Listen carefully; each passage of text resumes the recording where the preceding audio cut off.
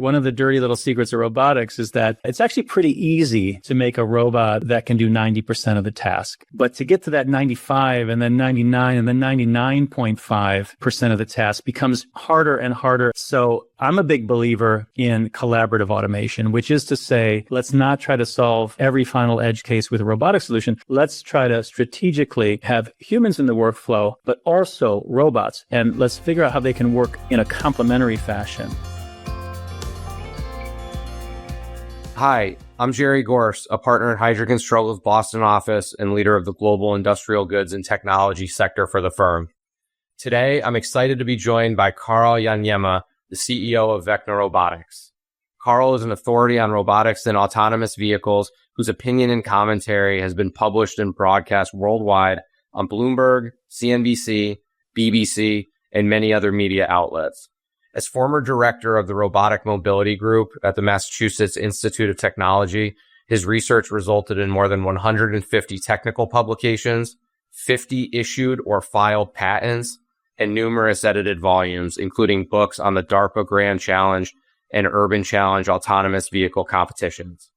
Karl was named one of 2017's most intriguing entrepreneurs by Goldman Sachs and designated a member of the 2017 Recode 100 list of technology influencers.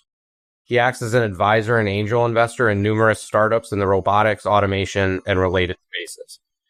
Karl holds MS and PhD degrees from MIT, where he was a National Science Foundation Fellow, and a BS from the University of Michigan, where he graduated first in his class.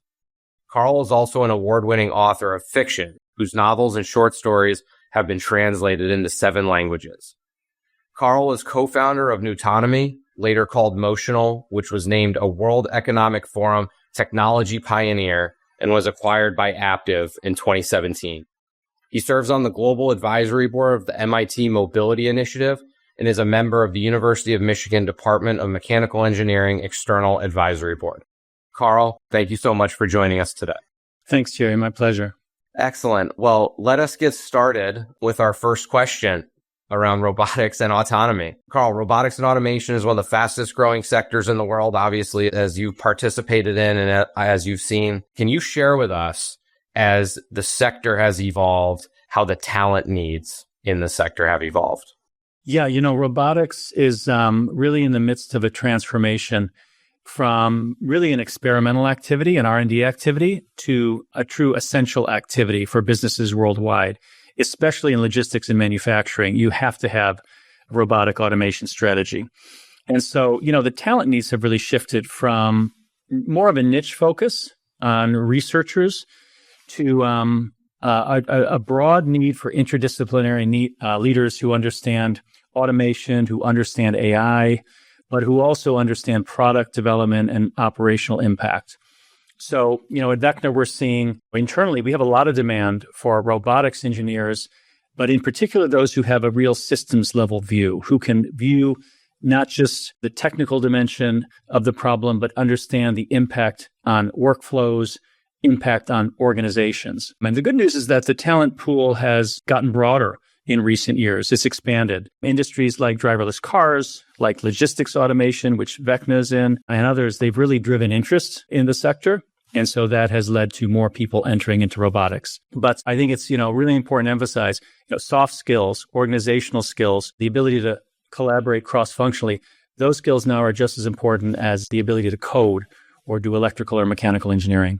It's very interesting, Karl. How do you think about finding the right talent? In other words, in looking to the early stages of leadership pipeline, it sounds like there are people that are getting the right training and the right skill set, and that has expanded as the sector has grown. Would you agree with that? Yeah, I really would. At Vecna, we have a great advantage as a startup. A lot of talent is drawn to tech startups like ours. We can offer a lot. We offer learning and development experience. We offer opportunities to, of course, cutting edge technology. People are drawn to businesses, broadly speaking, with great culture, as you know. I'm still not sure I can define culture after many years in industry, but I do know that culture is fueled by, exciting work, by growth opportunities, by constructive change, and by an environment that really celebrates dialogue and inquiry. And we have all of that at Vecna.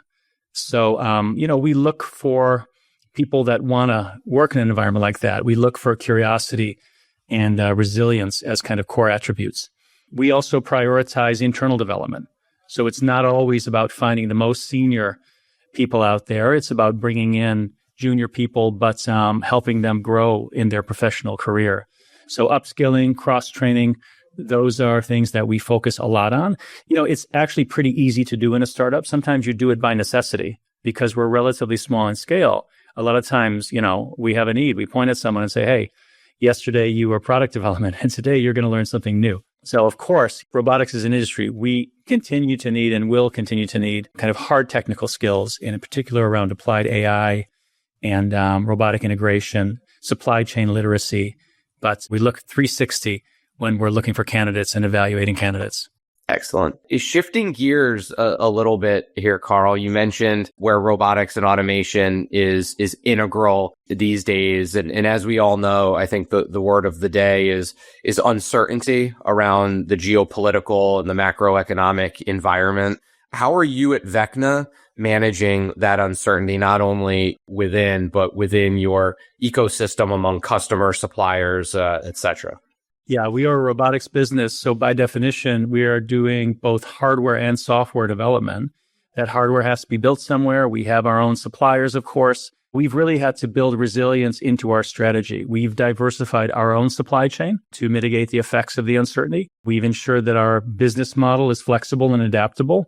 We have a robotics as a service offering, which is very attractive to customers, in particular at the current moment. Our customers are also facing that same uncertainty. They're facing labor uncertainty. They're facing significant cost pressures.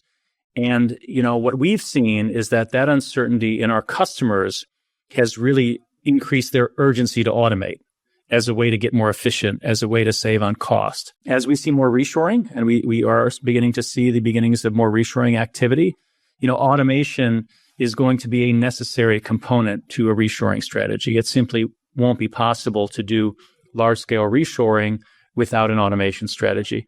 So putting it all together, we're really doing our best to convert the headwinds resulting from uncertainty into tailwinds for our business at Vecna. Excellent. And what we're also seeing as a result of some of these uncertain factors is, and even before, is consolidation within the industry. It's increasing, I think, perhaps increasing at a more rapid pace. How does that impact how you look at the sector, your strategy as a business, and moving forward? Yeah, consolidation, I think, is normal and healthy.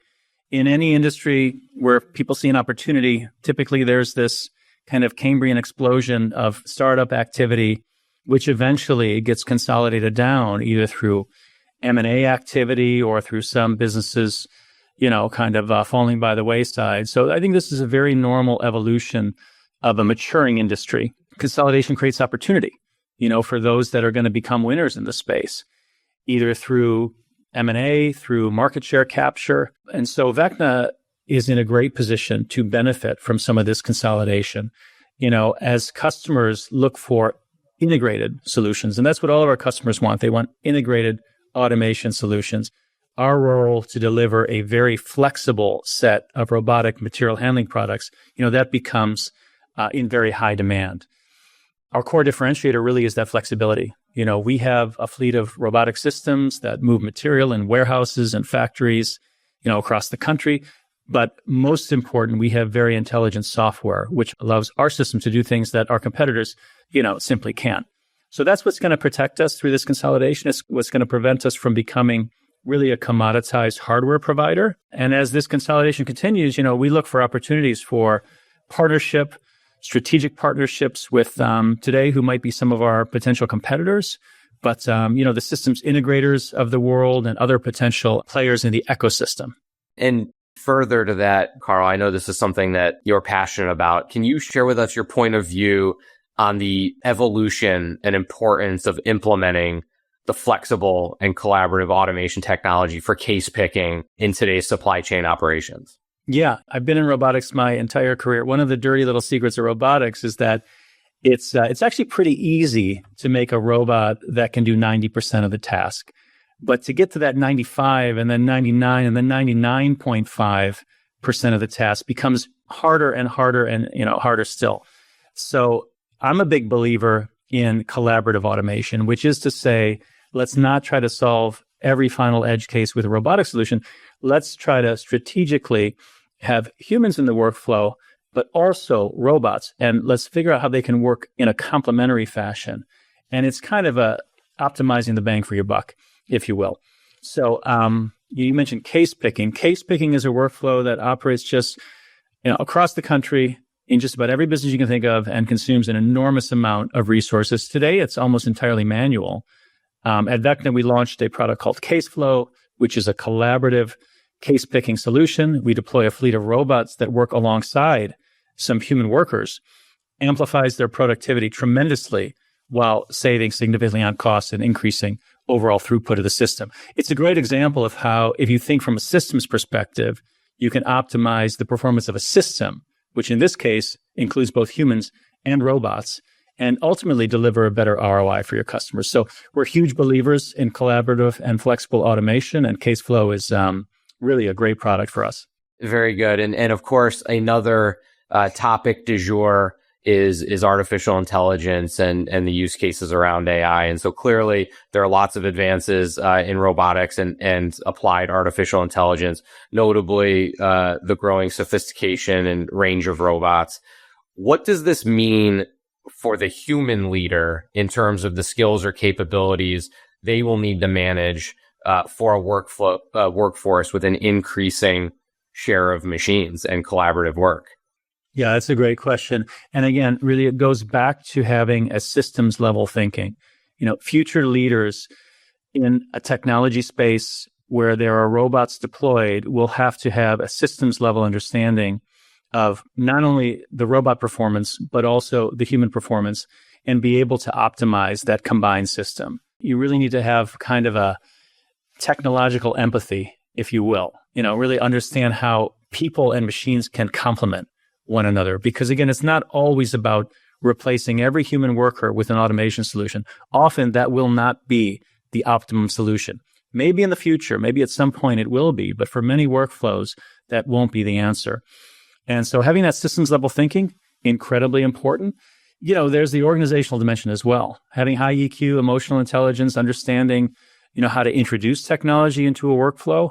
It's not just about having a great product. It's equally having a product that an organization, the workforce, will accept and embrace. Can't overstate how important that is, because if you don't get that part right and your workers don't want to work alongside the robotic systems, it can be a real problem for the organization. So the future is really going to belong to those companies and those individuals that can lead transformation, not just manage operations, but lead this transformation to a human-robot collaborative future. Karl, this has been great, very exciting times for you and for Vecna Robotics. I want to thank you for taking the time for sharing some of your insights around the sector. Thank you. Thanks a lot, Jerry.